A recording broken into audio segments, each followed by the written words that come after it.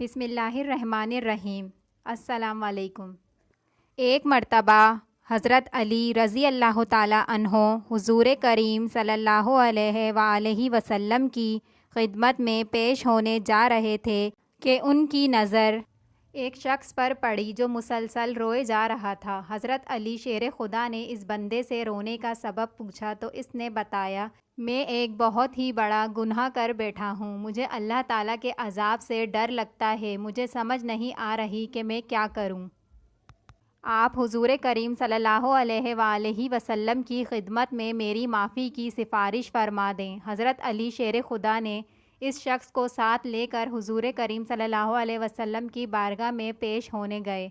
جب حضرت علی رضی اللہ تعالیٰ عنہ حضور اقدس صلی اللہ علیہ وسلم کے سامنے گئے تو حضرت علی زار و قطار رو رہے تھے۔ حضور کریم صلی اللہ علیہ وسلم نے فرمایا، اے علی آپ کیوں رو رہے ہو؟ حضرت علی شیر خدا نے فرمایا کہ اے اللہ کے نبی، آپ کے پاس آ ہی رہا تھا کہ راستے میں مجھے ایک شخص زار و قطار روتا ہوا دکھائی دیا تو اس کی حالت دیکھ کر مجھے بھی رونا آ گیا۔ حضور صلی اللہ علیہ وسلم نے پوچھا، وہ شخص کہاں ہے؟ آپ نے عرض کیا، یا رسول اللہ وہ شخص باہر کھڑا ہے۔ حضور کریم نے اس شخص کو اندر آنے کی اجازت دی تو وہ بندہ آپ کے سامنے پیش ہو کر اتنا رویا کہ رسول صلی اللہ علیہ وسلم نے اس بندے سے پوچھا، اے نوجوان کیا ہوا ہے؟ تم اتنا کیوں رو رہے ہو؟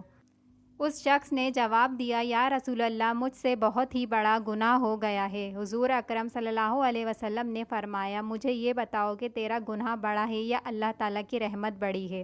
اس بندے نے عرض کیا، یا رسول اللہ میرا گناہ بڑا ہے۔ پھر آپ صلی اللہ علیہ وسلم نے فرمایا کہ تیرا گناہ بڑا ہے کہ خدا کی قدرت بڑی؟ اس نے عرض کیا، یا رسول اللہ میرا گناہ بڑا ہے۔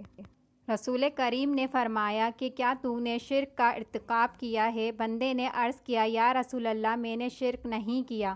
حضور نے فرمایا، کیا تو نے کسی بندے کو قتل کیا ہے؟ اس نے کہا، اے اللہ کے نبی میں نے کسی کو بھی قتل نہیں کیا۔ حضور نے فرمایا کہ پھر تم نے کون سا ایسا گناہ کیا ہے جس کی وجہ سے تم اتنا رو رہے ہو؟ پھر اس شخص نے اپنا سارا قصہ سنایا۔ اس نے کہا، یا رسول اللہ میں کئی سالوں سے کفن چوری کر رہا ہوں، میں مردوں کے کفن چوری کر کے ان کو فروخت کیا کرتا تھا، اس سے جو آمدنی ہوتی تھی اس سے میں اپنا پیٹ پالتا تھا۔ کہنے لگا کہ کچھ دن پہلے ایک لڑکی دفن کی گئی، میں نے اپنی عادت کے مطابق اس کا کفن اتارا اور وہاں سے جانے لگا تو مجھ پر شیطان غالب آ گیا، اس نے میری نیت بدل دی، میں نے اس لڑکی کے ساتھ زنا کیا۔ جب میں زنا کر کے اٹھنے لگا تو میں نے ایک آواز سنی کہ جیسے وہ لڑکی بول رہی ہو، اے بدبخت بندے، تو نے مجھے مردوں کے درمیان ننگا کیا تو کل قیامت کے دن بدکاروں اور زانیوں میں تیرا شمار ہوگا، اللہ تجھے بھی سب کے سامنے ننگا کرے گا۔ وہ شخص کہنے لگا کہ اس لڑکی کی آواز کا مجھ پر ایسا اثر ہوا کہ مجھے اب اپنے آپ پر اللہ تعالیٰ کا غضب محسوس ہوتا ہے اور مجھ پر اللہ کی پکڑ ہو گئی ہے۔ جب رسول کریم صلی اللہ علیہ وسلم نے اس شخص کا سارا قصہ سنا تو حضور اکرم صلی اللہ علیہ وسلم کی بھی آنکھیں نم ہو گئیں۔ حضور کریم نے فرمایا، تو نے واقعی بہت بڑا گناہ کیا ہے۔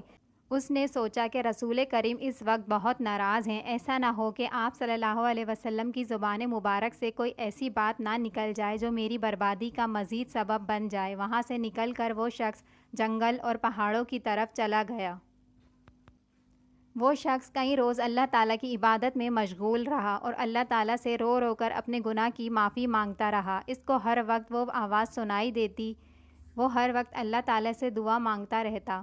جب وہ شخص کئی روز معافی مانگتا رہا تو خدا نے اس بندے کی توبہ قبول فرمائی۔ اللہ تعالیٰ کے حکم سے حضرت جبرائیل علیہ السلام حضور اکرم صلی اللہ علیہ وسلم کے پاس تشریف لائے اور سلام پیش کیا۔ جب جبرائیل علیہ السلام نے فرمایا، اے اللہ کے رسول، اللہ تعالیٰ نے فرمایا ہے کہ اپنی مخلوق کو پیدا کرنے والا، انہیں رزق دینے والا میں ہی ہوں اور ان کے گناہوں کو معاف کرنے والا بھی میں ہی ہوں۔ تو حضرت جبرائیل علیہ السلام نے فرمایا کہ اللہ تعالیٰ نے کہا ہے کہ میں نے اس نوجوان کی توبہ قبول فرما لی ہے، میں نے اس کے سارے گناہوں کو معاف فرما دیا ہے۔ پھر اللہ کے رسول صلی اللہ علیہ وسلم نے ایک صحابی کو اس شخص کے پاس بھیجا کہ اس شخص کے پاس جا کر اس کو یہ بتاؤ کہ اللہ نے تیری توبہ قبول فرما لی ہے، اللہ تعالیٰ نے تیرے سب گناہوں کو معاف کر دیا ہے، یہ ہے میرے رب کی رحمت۔ جو اپنے گنہگار سے گنہگار بندوں کی دل سے کی گئی توبہ کو قبول کر کے انہیں معاف فرما دیتا ہے۔ سبحان اللہ۔ ویڈیو اچھی لگی ہو تو لائک اور سبسکرائب کرنا نہ بھولیے گا۔